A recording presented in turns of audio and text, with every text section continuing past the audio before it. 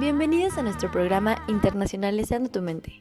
En este segundo capítulo hablaremos de un tema muy importante para las relaciones internacionales, que es de construir la perspectiva occidental del Islam a través del pensamiento decolonial.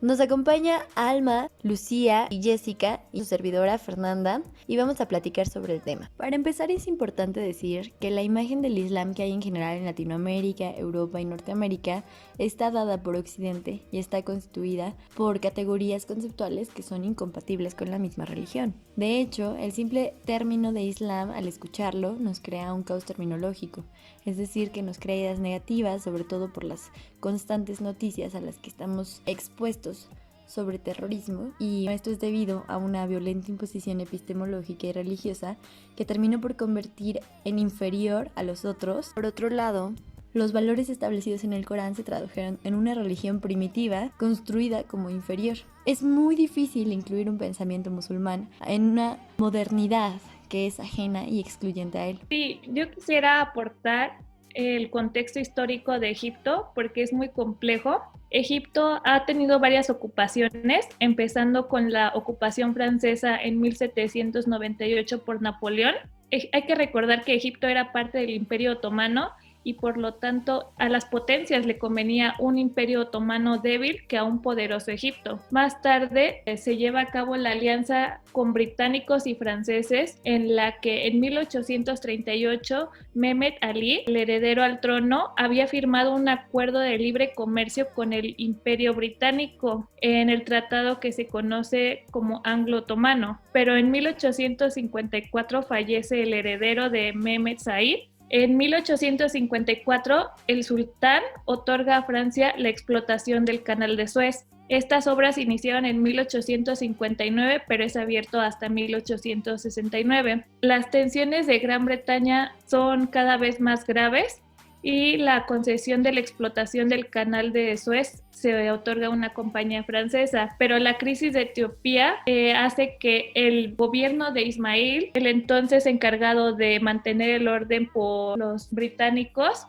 provoca una débil relación y lleva a que Egipto declare la suspensión de pagos al Reino Unido, y más tarde, en 1882, un ejército compuesto por 20,000 soldados británicos ocupa el Canal de Suez. Es así como Egipto pasa a ser un protectorado británico. Bueno, pero actualmente, a pesar de que Egipto es un país soberano, podemos decir que es un estado independiente entre comillas, porque está dominado por la política, la economía y la milicia de los que fueron sus colonizadores todavía. Deja tú eso, es una dominación epistemológica y es justamente de lo que va la teoría de colonización. Básicamente critica a la modernidad porque a través de esta se da una razón monocultural que mediante la historia obtiene sentido y trascendencia y termina por instaurar un dominio absoluto de una lógica científica que tiene pretensiones universales. Asimismo, esta modernidad, a través de un supuesto racional, excluye o niega la presencia de otras manifestaciones culturales. Esta colonialidad, modernidad, es una estructura de dominación que no solo está, como ya lo dije, en lo económico y lo político, sino también en la epistemia. Al momento de haber expansión colonial, también se crea una expansión de las formas del conocimiento. Por eso, la descolonización busca cambiar la pretensión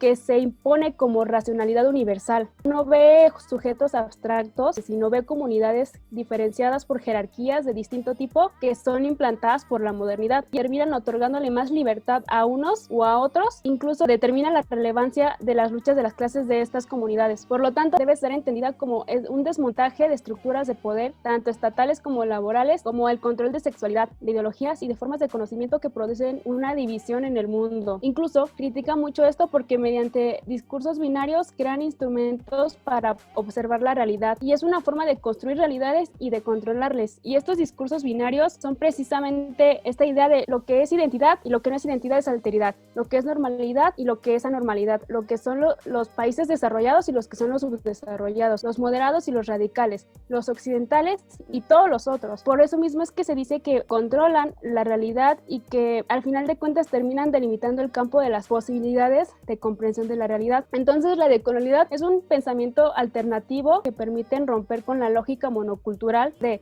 Europa Occidental, que mediante el saber científico se instauran a sí mismos como único conocimiento válido y desprecian a las otras epistemes que pueden ser no científicas, populares, tradicionales, indígenas, campesinas, urbanas y locales. Bueno, una vez visto ya teoría y sujeto, ¿cómo podríamos relacionar estos dos en el momento actual? Pues yo creo que actualmente seguimos inmersos en un sistema mundial controlado por las ideas eurocentristas que generan relaciones políticas de dominación. Un ejemplo de esto sería el que da Boris Johnson, que es el primer ministro británico que fue muy criticado al salir a la luz un ensayo de 2007 en el que argumenta que el Islam hizo que países con esta religión mayoritaria quedaran literalmente siglos atrás respecto a Occidente. Y esto denota fuertemente la superioridad de Occidente ante las regiones que practican el Islam. Lo que dijo textualmente fue: tiene que haber algo en el Islam que ayude a explicar por qué no hubo un crecimiento de burguesía, capitalismo liberal y por lo tanto no se desplegó la democracia en el mundo musulmán. Sin embargo, ¿por qué un régimen con diferencias tan marcadas en Occidente tiene que tener el mismo desarrollo que Occidente? ¿Quién establece que este es el camino que todas las naciones deben seguir para ser exitosas? O sea, son ideas que ellos mismos plasman con sus teorías eurocéntricas y que se nos han impuesto tanto a Latinoamérica como a las regiones que practican el Islam. Y es importante criticar este proyecto de dominación de la modernidad que nos dice que el conocimiento moderno es el único y que todas las otras formas de conocimiento que no pertenecen a la visión eurocentrista se proscriben en nombre del proyecto moderno. En este ejemplo podemos localizar la colonialidad del ser, del saber y del poder que plantea Walter Mignolo. En primer lugar, la colonialidad del poder, porque muestra una forma moderna de dominación hacia los practicantes del Islam. La colonialidad del saber, que se da directamente en la producción de conocimiento, es decir, en el ensayo mismo, que busca reproducir este régimen de pensamiento colonial en el que el conocimiento eurocentrista es superior a los otros. Y finalmente el del ser, pues escribe desde una posición no localizada, a diferencia de los practicantes del Islam, que al estar en una posición localizada se les atribuye inferioridad a sus conocimientos. Y es un tanto ilógico, ¿no? Porque critica la misma democracia del mundo musulmán cuando es el mismo imperio británico el que instauró ese sistema.